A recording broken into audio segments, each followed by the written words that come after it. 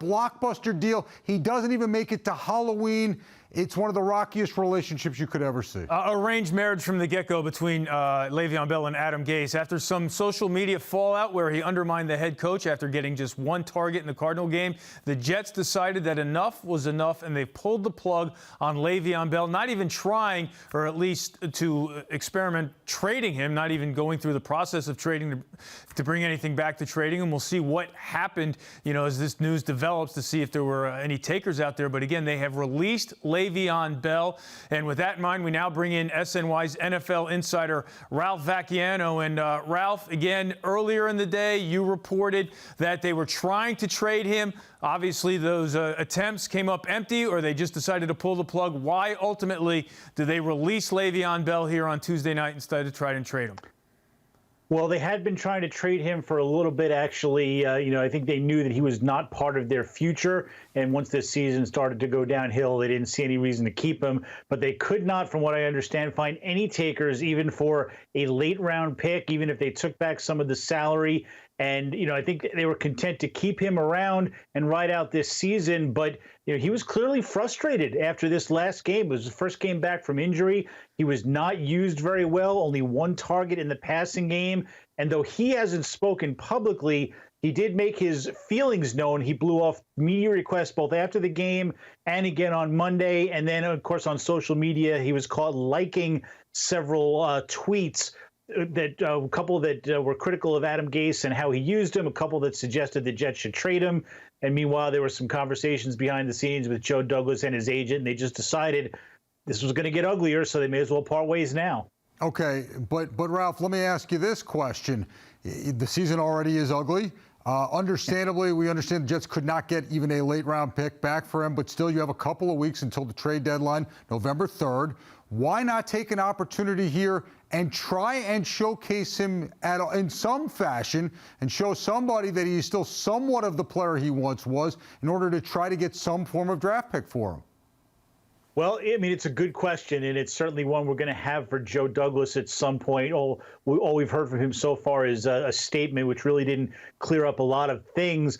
I think from what we know of Joe Douglas is he does not want distractions in the locker room. We saw last year how Jamal Adams erupted when the Jets started listening to offers for him. That got ugly, and it eventually ended with them in a divorce just back in this offseason. So I think he did not want that to have that same route with Le'Veon Bell. But you're right, with just a couple of weeks to go, why not showcase him? What we don't know is what happened behind the scenes. How upset was Le'Veon Bell? Did he have any arguments with coaches or anybody like that after the game? Because clearly it did not go to his satisfaction. But whatever happened, Joe Douglas made the calculation that it wasn't going to be worth it to try to shop him. Things must have been going south quicker than we knew. Ralph, it's been widely speculated, almost to the point of confirmation, that Adam Gase never really wanted him here in the first place, wanted to spend more of that money on offensive linemen. So Adam Gase never really bought into using Le'Veon Bell. It appears that Adam Gase's days are numbered here in this franchise as well. So if you're going to fire the coach ultimately, and again, I'm making a huge leap here, why not keep Bell around to see if you can get some of that talent on the field and get some of your investment back out of the talented running back? Yeah, I mean, it's a good question. But, again, he only had a couple of weeks really to try to get some of that investment back as far as a trade. What he could contribute to this team down the stretch. Look, he hadn't contributed much in the 17 games, I believe, that he played so far for the Jets. I think his totals were 863 yards, 500 receiving yards. That's not the Le'Veon Bell that we all knew. That's why he wasn't going to be a Jet in 2021. Did it make sense to keep him around this season so Sam Darnold had one more weapon to lean on? Certainly he would think he's better than the running backs that they have. Maybe this means that they're going to give LaMichael Pirine a chance now because they're looking towards the future. Maybe they just thought that he'd be too much of a distraction. These are a lot of unanswered questions that we're going to have to pose. We'll talk to Adam Gase on Wednesday and hopefully Joe Douglas soon after that to find out, what went into that thinking. Ralph, when it comes to free agent contracts and signings gone wrong, this is a blockbuster of blockbusters. It's up there with the biggest that we've ever seen in New York. When you look back on what went wrong here, is it more on Le'Veon Bell or more on Adam Gase? Yeah, I mean, this doesn't quite live up to the Tremaine Johnson disaster, but it's up there. I mean, this was a centerpiece of, Mike Maccagnan's final free agent class, $52 million. From my understanding at the time, was way above anybody offering that much money to Le'Veon Bell. He was coming off, of course, a year where, he didn't play and nobody knew if he was going to be the same player. So, whose fault is this? It's a good question. I mean, certainly you can question the way Adam Gase has used Le'Veon Bell. And for all the talk of how Adam Gase didn't want him, and I think it was more about not wanting to spend the money, Le'Veon Bell was actually used a lot. Maybe not in great ways, maybe not in creative ways, but it's not like Adam Gase gave him just a third of the carries or half of the snaps. He was out there when he was healthy. The problem is the cast around him, the offensive line was never very good. They didn't have other weapons to take the pressure off of him. Last year, he was just pounded behind the line of scrimmage. I think that had more to do with it. But, if you're asking me, well, is Le'Veon Bell the same player? Does he get some fault in this? I don't know that we know the answer to that, because all we've seen is, a Le'Veon Bell that's looked washed up. We just don't know if that's because it's the cast around him and Adam Gase's usage of him, or because he's done. Well, I guess we'll find out depending on where he goes next. Well, that leads me to my next question, Ralph, because obviously no team was willing to give up a late draft pick for Le'Veon Bell, but now he's out there to be claimed by anybody. As you take a look around the NFL, what team out there makes sense to you, needs a running back that will take a risk on Le'Veon Bell? And, of course, as Jet fans will say, he'll probably go rush for 120 yards and 2 touchdowns in his debut. But what team do you think makes sense to take a run at Le'Veon Bell? Yeah, and by the way, he's going to end up somewhere, because if he's still guaranteed the $13 million total from the Jets and another $6 million in salary and some bonus money. So wherever he goes, it's going to be a bargain for some teams. And I think you're going to look at teams that are contenders that don't necessarily have great running back situations. I always look at the Patriots. They seem to find bargains in these guys. Picking up an ex-Jet will be a great way to rub salt into the wound. Their running back situation hasn't been terrific, and they've had some injuries there. Carolina would be a place they're looking to kind of hold the fort down until Christian McCaffrey comes back. How about the Here's Giants? Another one. Well, you know what? At 0-5, I can't imagine they would do that. And I think that, they have Devonta Freeman and they're already paying him, but I don't think he's the long-term answer for them. But, hey, if Freeman were to get hurt, it was somebody they'd look at. One team that I might think would be kind of interesting is Seattle. They've had some running back injuries up there, and we know how much Jamal Adams loves Le'Veon Bell. I could see him trying to recruit him to join him up in the Pacific Northwest. Well, you mentioned Jamal Adams, Ralph, and now this is the second time within 4 to 6 months Joe Douglas has had to turn on a dime and change his plans, right? Jamal Adams was going to be a Jet for life. Then things broke down, turned on a dime, and dealt him.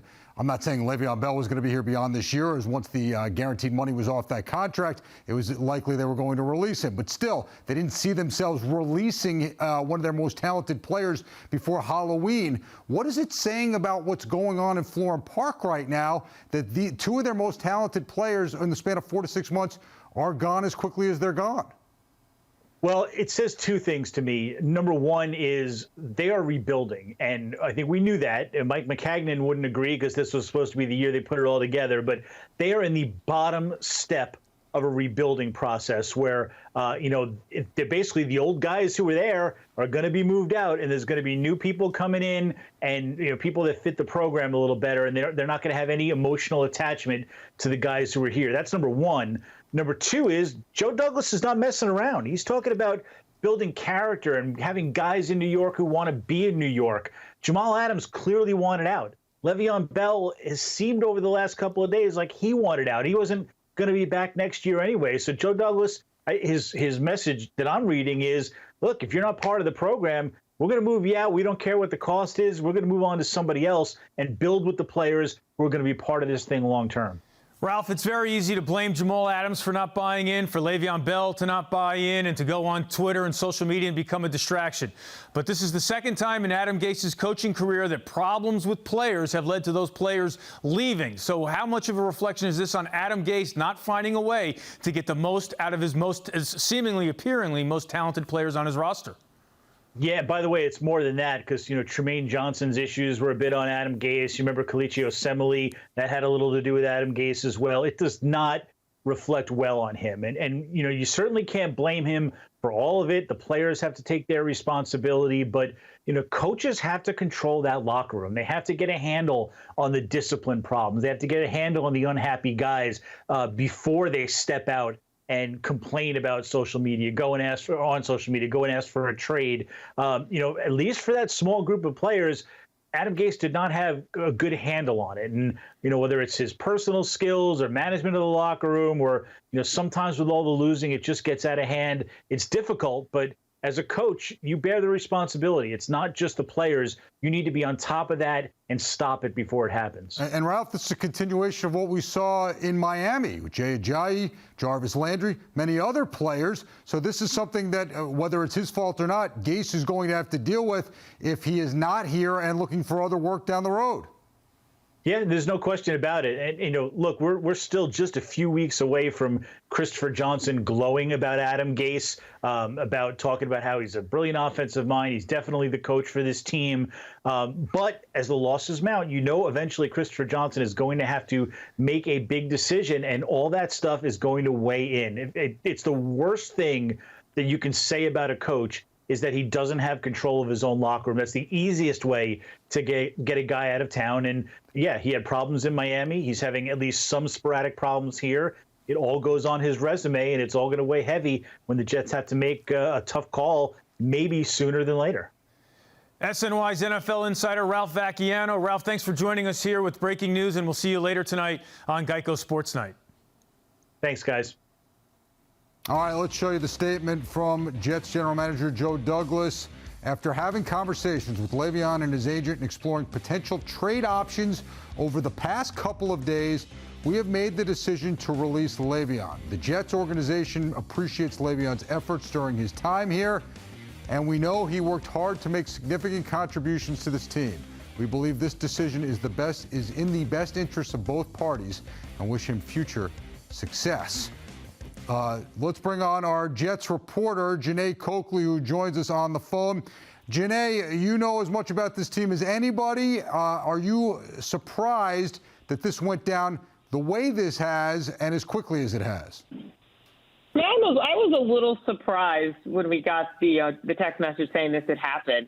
But no, I mean, I think after Sunday's game, Le'Veon Bell wanted out. They need to keep this team together. So Joe Douglas is showing no guy's bigger than this team. So I think they had to get rid of Le'Veon Bell. They looked for the trade. They couldn't get it, so they just had to release him.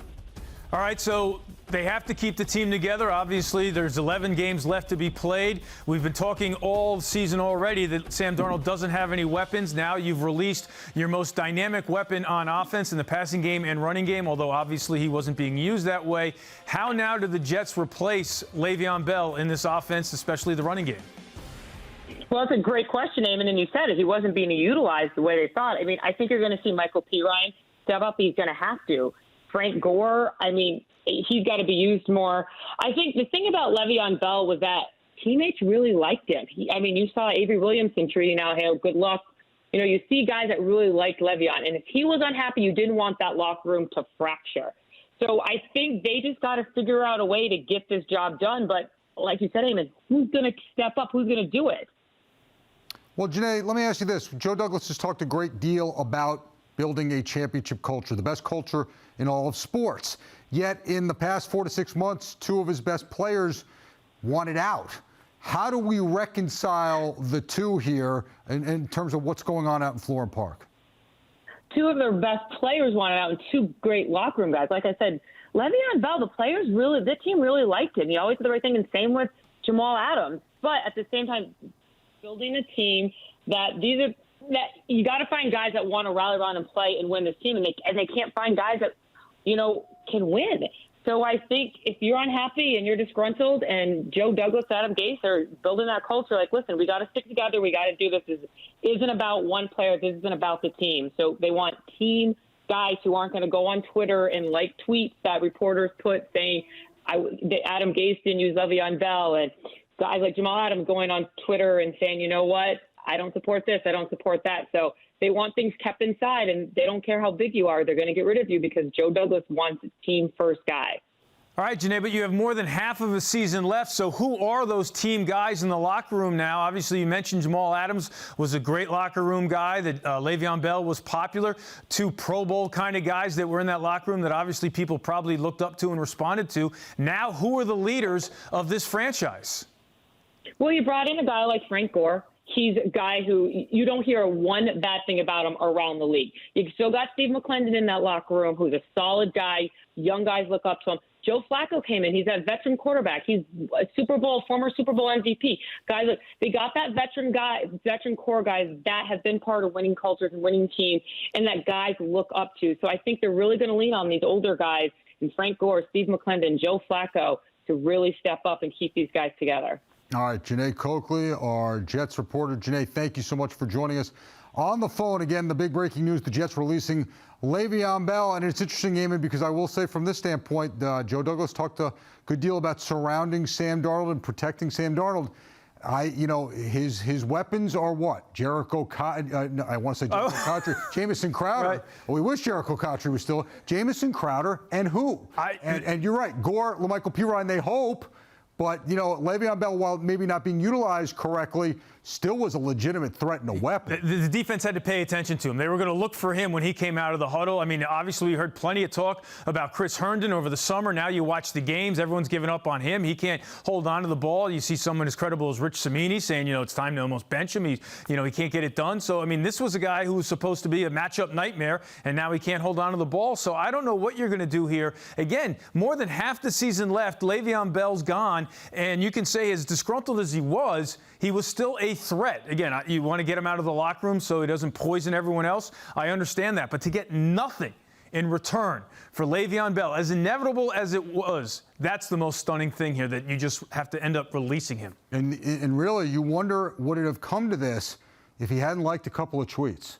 I mean, really, in the end, if he had just not liked a couple of tweets Sunday, Monday, and spoken to the media as they asked him to, would we be where we are, or would he be getting ready to play on something? Jonas, it's a great point, and you talk about the world we live in right now in social media and its impact. Right before we came on, I went to his Twitter page to see the tweet that he posted here tonight. If you haven't seen it, the prayer hands. Obviously, his prayers were answered. He's no longer a Jet. Right underneath the pinned tweet from March after he signed the deal. Hey, New York, we're ready. Let's go. Right. So that's the thing. Again, Jet for life, too, with Jamal Adams. They say one thing, and then they don't always follow it up as well. And whether it is, who's at fault, or it's probably both sides at fault, we don't know.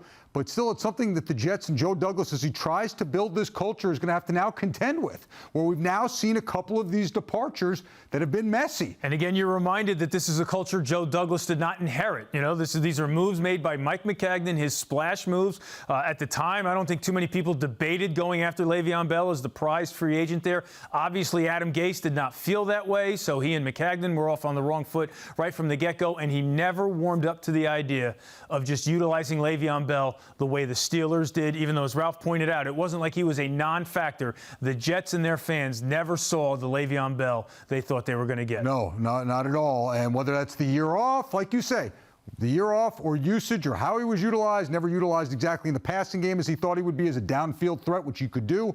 Whatever it is, we won't know until he gets to his next team. Which will be the Patriots, and he'll get 120 yards and 2 touchdowns against the Jets. And we'll see. By the way, our coverage of this story is just getting started here. Eamon and I will be back with Ralph and our whole cast. GEICO SportsNite at 11 o'clock. Much, much more on the Jets releasing Le'Veon Bell. For Eamon McEnany, I'm Jonas Schwartz. Thanks for watching. We'll see you at 11 on GEICO SportsNite.